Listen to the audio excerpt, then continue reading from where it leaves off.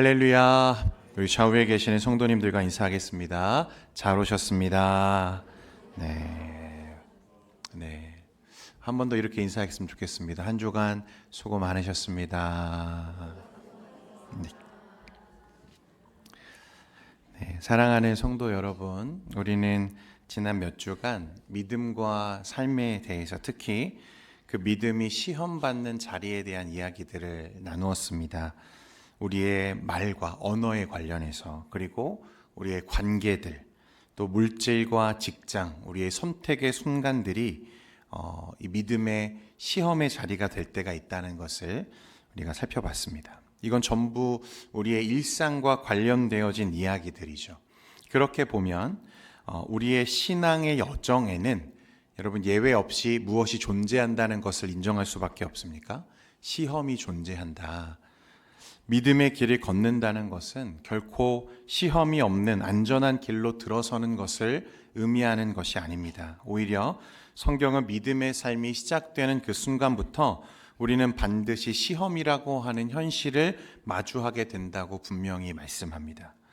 그래서 이 사실을 우리가 바르게 이해하지 못하면 우리는 시험 앞에서 쉽게 낙심하거나 혼란에 빠지고 넘어질 수밖에 없는 거죠. 성경은 신앙을 분명히 영적 전쟁의 자리로 규정합니다. 사도 바울이 우리에게 말한 것처럼 우리의 씨름은 혈과 육을 상대하는 것이 아닙니다. 우리가 겪는 시험은 사람의 문제로만 설명할 수 없고 환경이나 상황의 문제로만 환원되지도 않는다는 것입니다. 우리를 시험하고 복음적 삶에서 끌어내리려고 하는 영적인 실체가 있다는 것을 성경은 계속해서 우리에게 경고하고 있다는 거예요. 보이는 문제 너머에는 언제나 보이지 않는 영적 차원의 싸움이 존재합니다. 그래서 신앙이란 그 자체로 이 세상에서 가장 치열하고 가장 실제적인 영적 전쟁의 한복판에 서는 것을 의미합니다. 믿는다는 것은 결코 중립적인 자리에 머무는 게 아닙니다.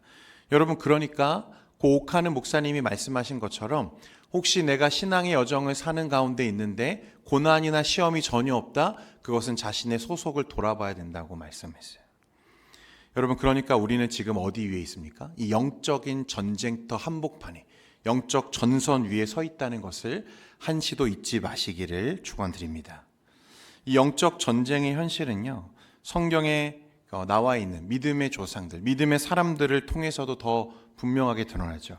아브라함은 약속을 따라 하나님의 약속을 따라 가나안 땅에 갔지만 그곳에서 시험을 당하고, 요셉은 하나님의 꿈을 품었지만 억울한 현실을 지나야 했습니다. 다윗은 기름 부음을 받았지만 그것보다 더 오랜 시간 광야의 시간을 통과해야만 했던 것을 우리가 말씀을 통해 보게 되죠.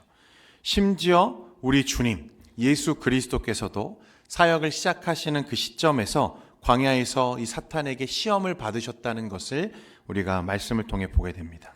그러니까 이 모든 사실이 우리에게 말해주는 것은 분명하죠. 그러니까 우리는 시험 없는 삶으로 부름받는 것이 아니라 시험을 통과하는 삶으로 부름받았다는 사실입니다. 혹시 이 자리에도 그런 시간들을 지나고 계시는 분들이 있을지 모릅니다. 오늘 말씀을 통해 하나님의 은혜가 여러분의 삶 속에 임하고 속히 은혜의 자리로 서게 되기를 간절히 소망합니다. 하나님은 그런 의미에서 우리 삶에서 시험을 제거하시는 분이 아니라 그 시험을 지나는 성도들을 인도하시고 붙드시는 분이다, 그런 생각이 듭니다. 그러므로 이 우리 신앙의 여정, 그 싸움에서 가장 중요한 출발점은 내 삶에 주어진 이 시험의 실체를 분별할 줄 아는 것, 그리고 그 정체를 확실히 인식하고 인지하는 데서부터 시작돼야 한다고 생각이 되어집니다. 우리가 흔히 지피지기면 백전불태다, 그런 말 많이 하잖아요. 상대를 알고 나를 알면 100번 싸워도 위태롭지 않다, 이렇게 말합니다. 그러니까 오늘 이 영적인 전쟁, 그리고 우리를 끌어내리려고 하는 영적 실체에 대해서 여러분 깨닫기를 바라고, 또 그런 삶에서 말씀으로 그것들을 분별하며 이길 수 있는 믿음으로 승리하는 여러분들의 삶 되시기를 축원드립니다. 여러분, 성경이 사용하는 오늘 이 시험에 대해서 좀 볼 건데, 성경에 나오는 시험에는요 크게 두 가지 용례가 있습니다. 하나는 테스트, 말 그대로 시험이라고 하는 말이고, 두 번째는 이 temptation, 유혹입니다. 같은 시험이라는 말로 성경이 표시를 하는데요. 그 의미가 완전히 다르죠. 먼저 성경이 말하는 시험, 이 테스트의 시험은 그 목적이 뭐냐면 파괴가 아니라 드러냄에 있는 것입니다. 테스트는 드러내는 데에 의미가 있다는 거예요. 숨겨진 것을 밝히고 이미 주어진 믿음이 어떤 상태인지를 확인하고 그 믿음을 더욱 단단히 세우기 위한 과정으로서 이 테스트, 시험이 등장할 때가 있습니다. 여러분, 하나님이 아브라함을 부르셔서 모리아 산으로 가서 누구를 바치라고 하시죠? 이삭을 바치라. 하나밖에 없는 내 아들을 나에게 바치라고 하십니다. 그때 하나님이 아브라함을 시험하시려고 그렇게 하시잖아요. 그런데 이 시험이 테스트입니까? 아니면 유혹입니까? 네, 테스트겠죠. 하나님이 아브라함을 유혹하지는 않으실 거 아니에요, 그죠? 그러니까 이 시험의 목적은 뭐예요? 그 믿음이 어디까지 하나님을 신뢰하고 있는지, 하나님을 믿고 있는지를 드러내기 위한 시험, 테스트였다는 것입니다. 그래서 이 테스트는 믿음을 약화시키는 게 아니라 오히려 그 연단을 통해서 정금같이 단련하시고, 그리고 내가 지금 어느 정도의 믿음의 자리에 서 있는지를 드러내시는, 그 믿음을 내가 알게 하시는 목적으로 하나님이 우리를 시험하실 때가 있다는 거예요. 이건 테스트입니다. 그런데 성경은 또 다른 종류의 시험에 대해서 우리에게 얘기하는데, 여러분, 이것은 우리를 단련하기 위한 시험이 아니라 넘어뜨리기 위한 유혹을 말하는 것입니다. 유혹. 오늘 야고보서 1장이 말하는 이 시험은 바로 이 temptation, 유혹을 말하는 거예요. 여러분, 이 유혹의 목적은 뭘까요? 믿음을 흔들고 하나님과의 관계를 느슨하게 만들고 결국 죄로 끌어내리는 것. 이게 바로 이 시험의 목적입니다. 그래서 이 시험은, 유혹은 성숙을 목표로 하지 않고 분리를 목표로 하는 거예요. 하나님으로부터 멀어지고 자기 중심의 삶으로, 선택으로 끌어당기는 것이 이 유혹의 본질이라는 것입니다. 여러분, 이 요셉을 보디발의 아내가 유혹하죠. 이건 테스트가 아닙니다. 유혹이에요, 유혹. 그래서 그를 끌어내리고 그를 죄악 가운데 넘어뜨리려고 하는 유혹이 있는 거죠. 이 유혹을 성경이 뭐라고 말한다고요? 시험이라고 말한다는 것입니다. 우리가 먼저 확신 가운데 알아야 하는 것은, 여러분, 우리를 그 믿음의 자리에서 끌어내려서 하나님과 분리시키려고 하는 이 사탄적인 시도가 오늘날에도 끊임없이 우리 삶 속에 계속되고 있다는 사실을 인지하는 것입니다. 여러분, 이 사실을 아셔야 돼요. 영적인 전쟁이 있고 사탄은 지금도 언제든지 믿음의 사람들을 끌어내려서 시험으로 유혹하고 그들을 하나님과 단절된 믿음 없는 상태로 끌어내리려고 노력하고 있고 시도하고 있다는 것을 잊지 말아야 된다는 것입니다. 두 번째로, 이 시험, 유혹은 사탄의 고도의 전략이라고 하는 사실인데요.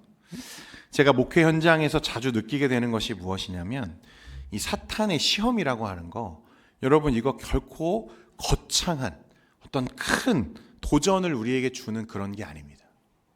그것보다 더 많은 순간은 우리의 일상의 작은 문제들로 시작될 때가 많아요. 큰 핍박과 고난은요, 제가 보니까 우리 성도님들이 더 잘 버팁니다. 오히려 큰 고난이 있잖아요. 그럼 더 주를 붙잡으려고 하고 주를 의지하려고 하고 더 크게 하나님을 찾는 것들을 제가 봅니다. 그런데 우리가 무너지는 자리는 그런 거창한 자리가 아니라 아주 작은 부분일 때가 많다는 거예요. 영적인 게으름들, 작은 삶의 타협들, 이런 것들이죠. 이 지점을 굉장히 통찰력 있게 풀어낸 고전, 제가 여러분들께 여러 번 이제 소개를 해드렸는데, 스크루테이프의 편지에 보면 사탄이 인간을 어떻게 무너뜨리는지를 아주 노골적으로 묘사합니다. 여러분, 이 책에서 사탄은 결코 인간에게 노골적인 악을 행하라고 요구하지 않습니다.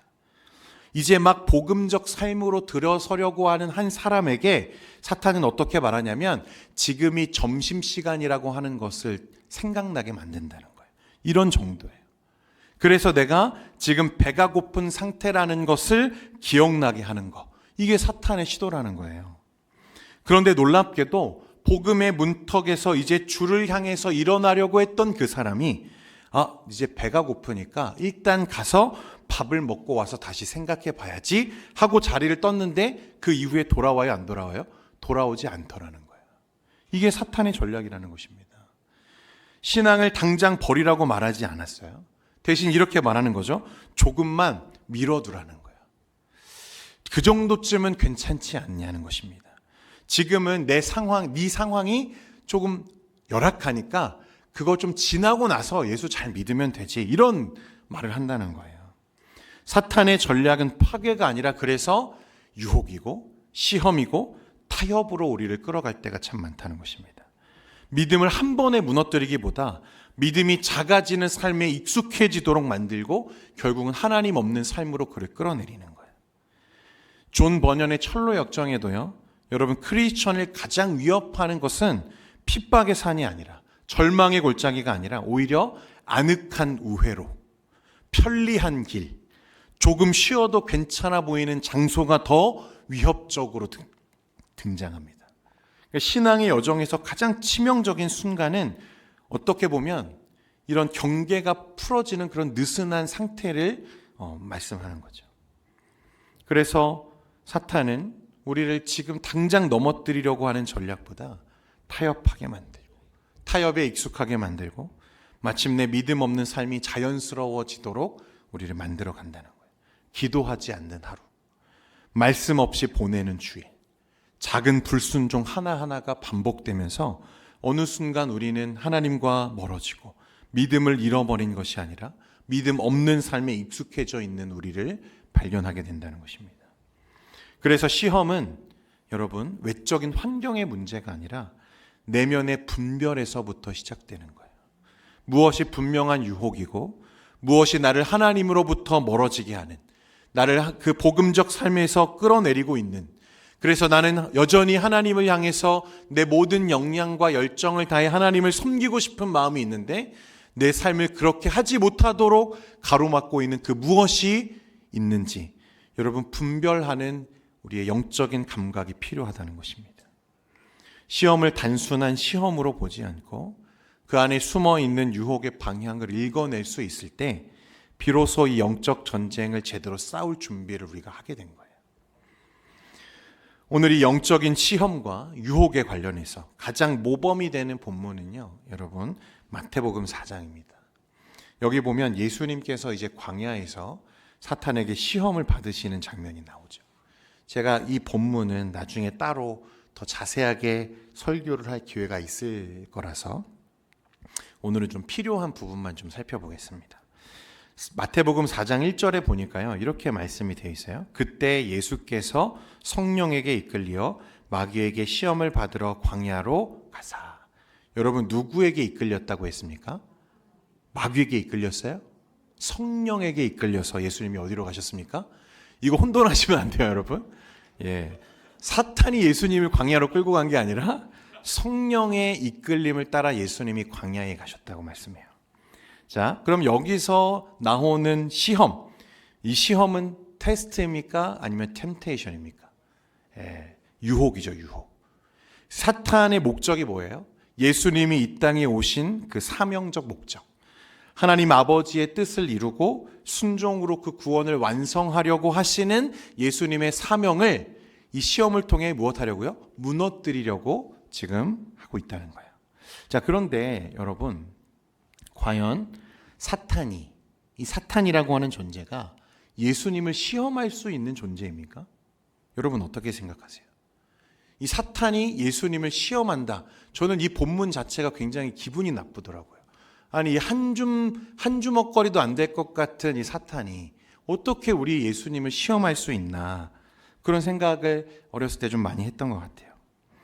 물론 예수님은 우리를 구원하시기 위해 스스로 몸을 낮추셨고 인간의 몸을 입으셨지만, 그렇지만 그 안에는 조금도 변하지 않은, 그리고 조금도 다르지 않은 본질상 하나님과 동등한 신성이 공존하고 계셨다고 말씀하죠.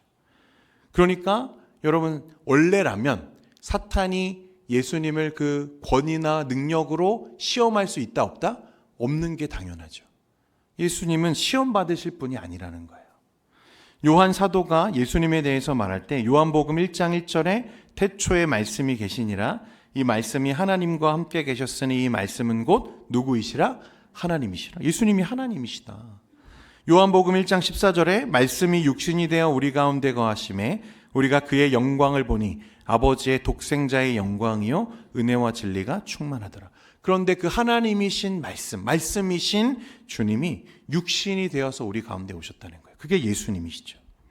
그러니까 한낱 피조물에 불과한 사탄의 시험을 예수님이 받으실 필요가 있었는가? 당연히 없었다는 거예요.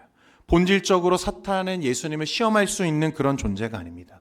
세상에 그런 권세, 권능을 가진 존재는 존재하지 않는 거죠. 그럼에도 예수님이 지금 그 시험을 허용하신 이유는 지금 누가 그를 이끌어 가셨어요? 성령이 그를 이끌어 가셨고, 그리고 이것을 통해서 우리에게 말씀하고자 하셨던 중요한 목적이 있었다는 것입니다. 예수님이 이 땅에 오셔서 시작하게 될 영적인 전쟁, 예수님이 우리를 구원하심으로 인해서 이 땅에 하나님의 나라가 임했잖아요. 그러면 이제부터 무엇이 시작됐어요? 영적인 전쟁, 이 세상의 나라와 하나님의 나라의 영적인 전쟁이 시작되는 거잖아요. 그러면 이제 이 시험과 유혹이 난무하는 이 세상의 현실을 앞으로 예수님을 믿는 그 백성들이 어떻게 이겨나가야 하는지를 보여주시기 위해서 예수님이 무엇을 허용하셨어요? 시험을 지금 허용하고 계시는 거예요. 예수님이 힘이 없어서, 예수님이 어떤 능력이 부족해서 사탄에게 시험을 당하시는 게 아니라 예수님이 그 시험을 허용하셨다는 것입니다. 히브리서 4장 15절 말씀에 보면 우리에게 있는 대제사장은 우리의 연약함을 동정하지 못하실 리가 아니요 모든 일에 우리와 똑같이 시험을 받으신 이로되 죄는 없으시니라. 우리의 연약함을 동정하시기 때문에 오셨고 시험 받으셨다는 거예요.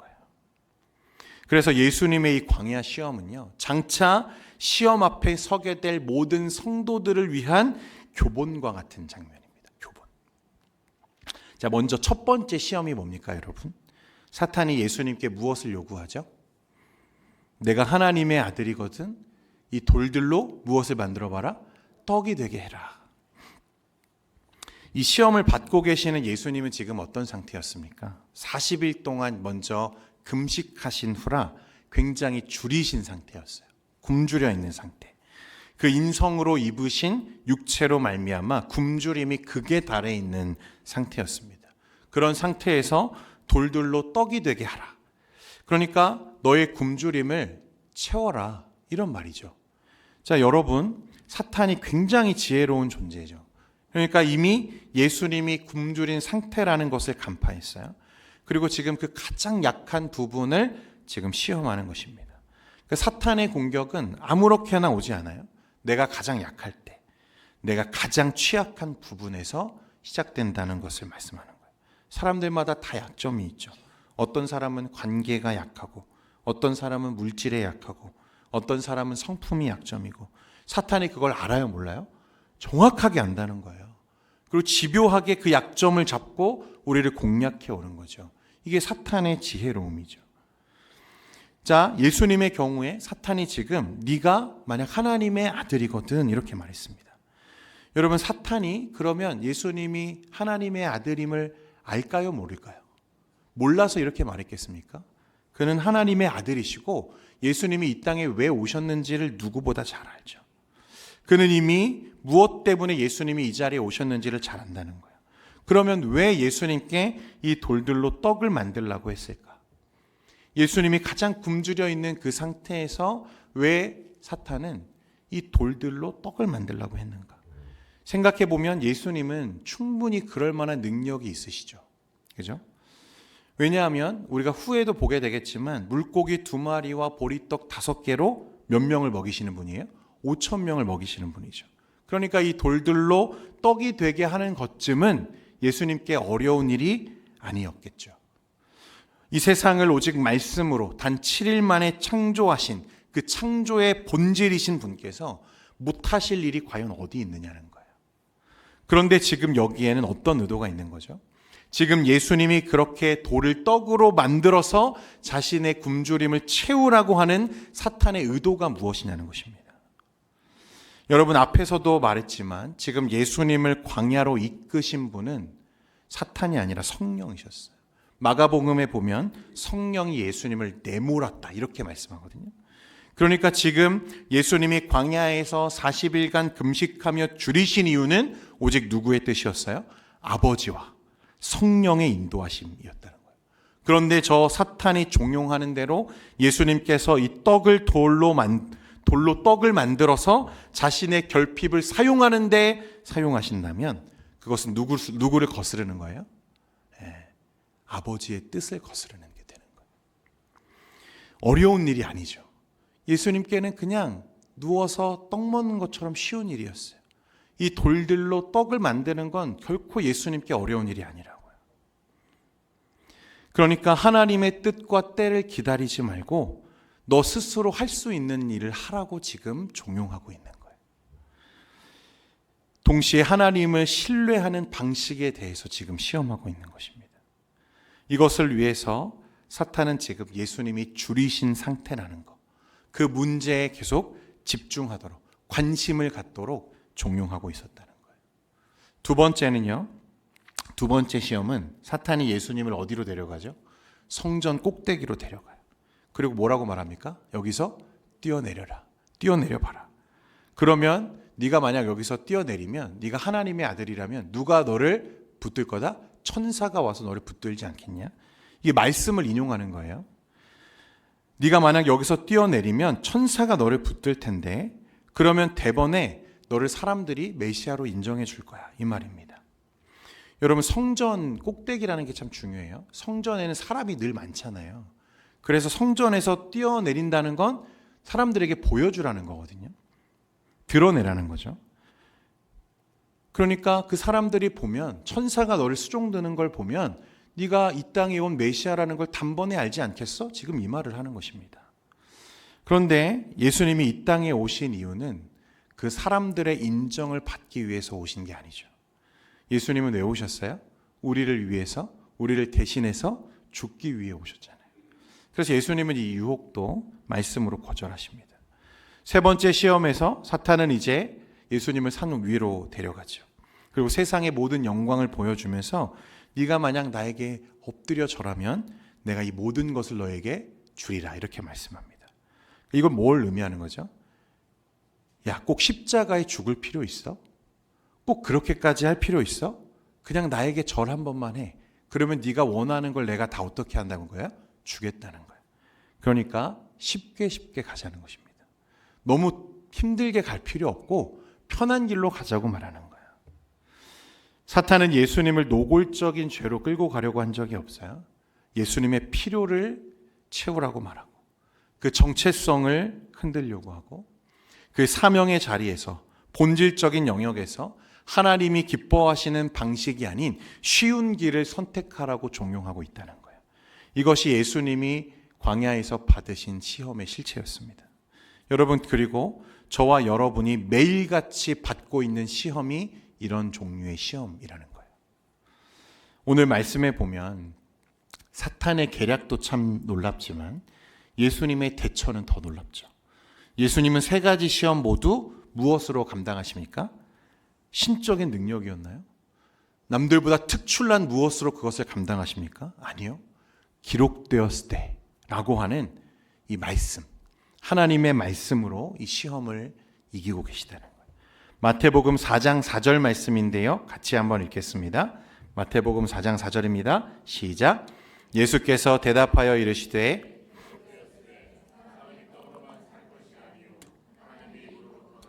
모든 말씀으로 살 것이라 하였느니라 하시니 아멘. 그러니까 예수님은 이 사탄의 시험을 이기시기 위해서 어떤 신적인 능력을 동원하신 것도 아니고 표적을 일으키신 것도 아니고 그저 무엇 하셨어요? 말씀하셨어요. 말씀으로 이기고 계시다는 거예요. 특별한 능력을 사용하지 않으셨어요. 우리가 이미 잘 알고 있는 그 말씀을 꺼내셔서 그 말씀으로 이 시험을 이기고 계세요. 여러분, 이거 뭘 말하는 거죠? 예수님은 우리가 이미 가지고 있는 말씀으로 그 시험을 이기심으로 우리도 그와 같이 이 시험을 이길 수 있다고 말씀하고 계시는 거예요. 할렐루야. 무엇으로 이길 수 있다고요? 말씀으로 이길 수 있다는 거예요. 시험을 이기는 믿음은 강한 의지나 여러분 저와 여러분의 감정이나 경험에서 나오는 어떤 게 아닙니다. 여러분 잘 아시는 것처럼 우리 상황은 늘 변하잖아요. 광야의 현실은 또 하루아침에 해결되는 문제들이 아니잖아요. 배고픔은 계속되고 외로움은 사라지지 않고 유혹은 늘 반복되거든요. 그런 현실 속에서 여러분 우리의 의지와 결단이 얼마나 약한지 여러분 잘 아시잖아요. 우리의 결단, 이게 신뢰할 만하던가요? 하루에도 수십 번씩 바뀌는, 엎어졌다 또 서기를 반복하는, 나조차도 통제하지 못하는 나의 감정과 기분으로 여러분 이 시험을 이길 수 있다. 그게 얼마나 큰 교만입니까?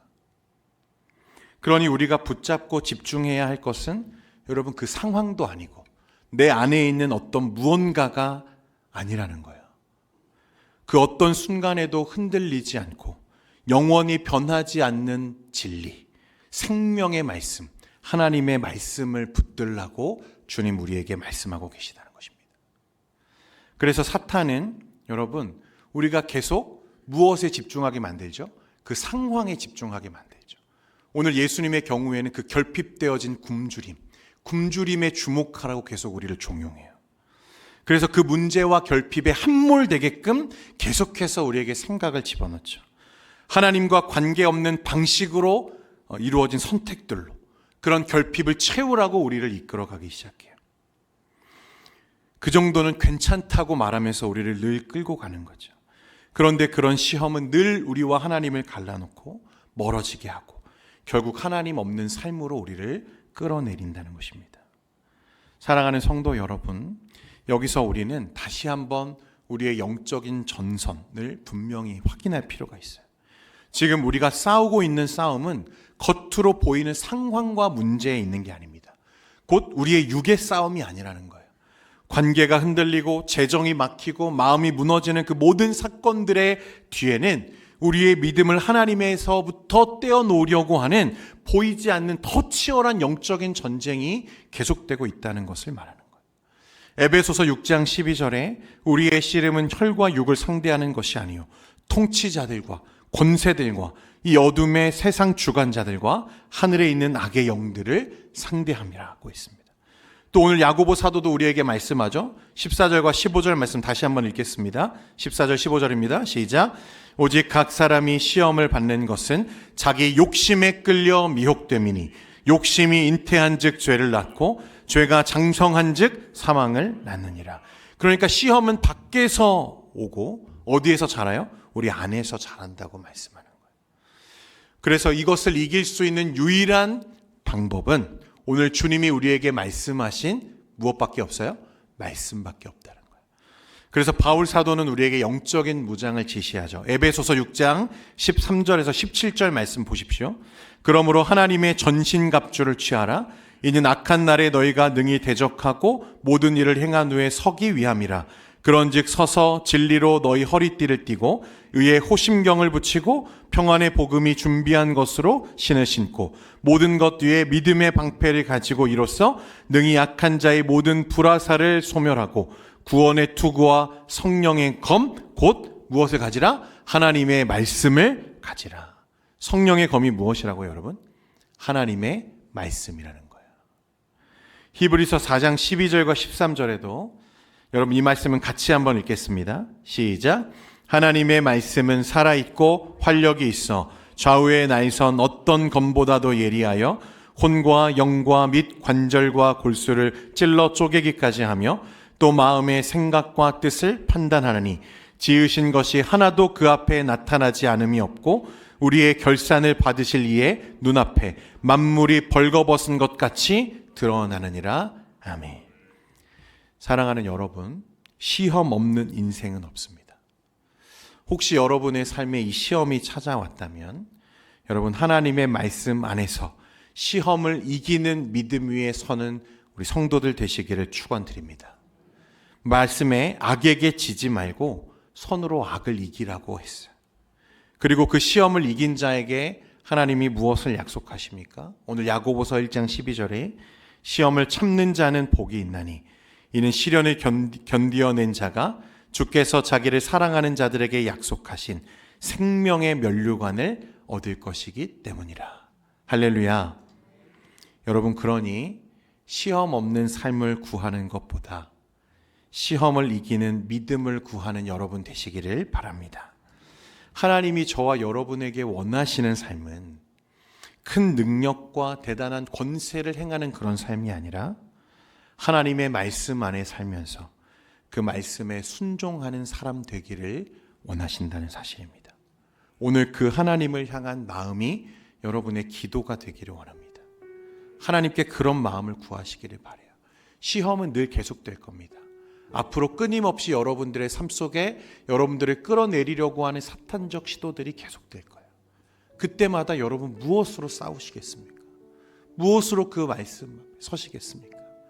오직 하나님의 말씀, 우리의 마음을 지키고 거짓된 것을 분별하고 하나님의 뜻을 행할 수 있도록 우리를 이끌어가는 것은 오직 하나님의 말씀뿐인 줄 믿으시기를 바랍니다. 오늘 그 하나님을 향한 마음, 우리 기도하며 찬양할 때 회복하기를 소망하면서 우리가 함께 나아갔으면 좋겠습니다.